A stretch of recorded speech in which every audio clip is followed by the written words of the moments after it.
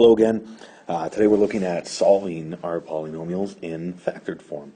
And how we're going to be doing this today, how we're going to be starting anyway, is looking at using the distributive property. So, what we've seen with the distributive property before is if I have something like 2 times x plus 1, I know this means that I have to take whatever I'm multiplying in front and multiply it by everything on the inside. So this would be 2 times x, and then plus 2 times 1. So I'm distributing the 2 across everything in the parentheses. Of course, I could simplify then to 2x plus 2.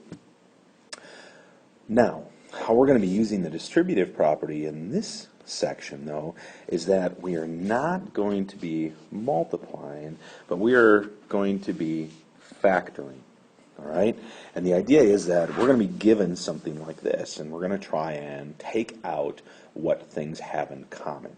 So very similar to if I gave you something like 10 over 20.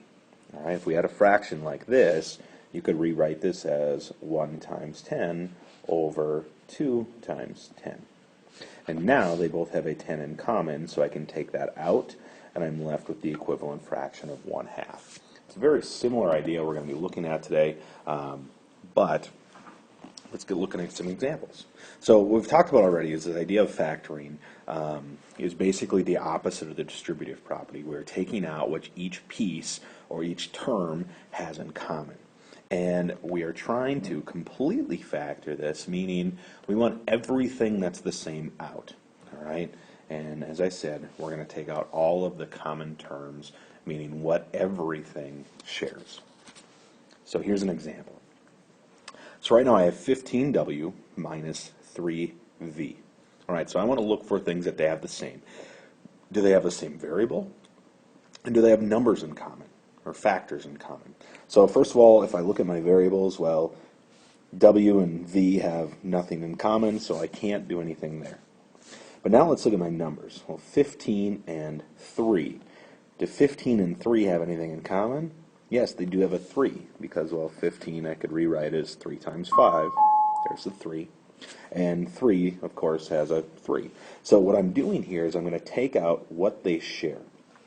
And when I take something out, that is like dividing each piece by what I'm taking out. All right? So when I take a 3 out of 15, I'm left with 5. And I still have the w, because I haven't done anything with that. And then minus, if I take the 3 out of this term, I'm left with v. And that's what we're doing today. This is our idea of factoring, or kind of the opposite of our distributive property. So look at another example. All right, so again, what do they have in common?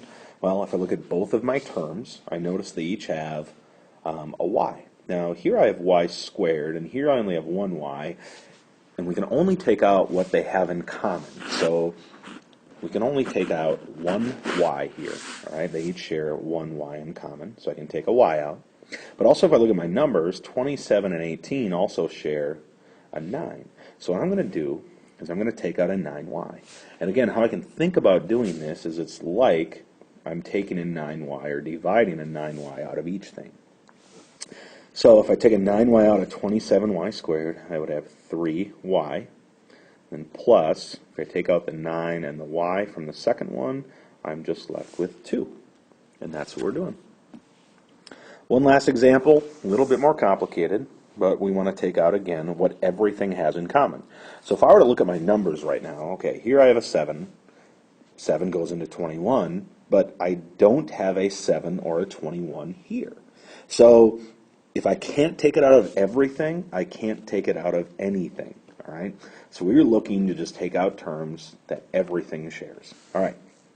So here I have 2 u's and 2 t's. Here I have 1 u and 2 t's, and here I have 1 u and 1 t. So again, I can only take out what they each have in common, or basically the least amount.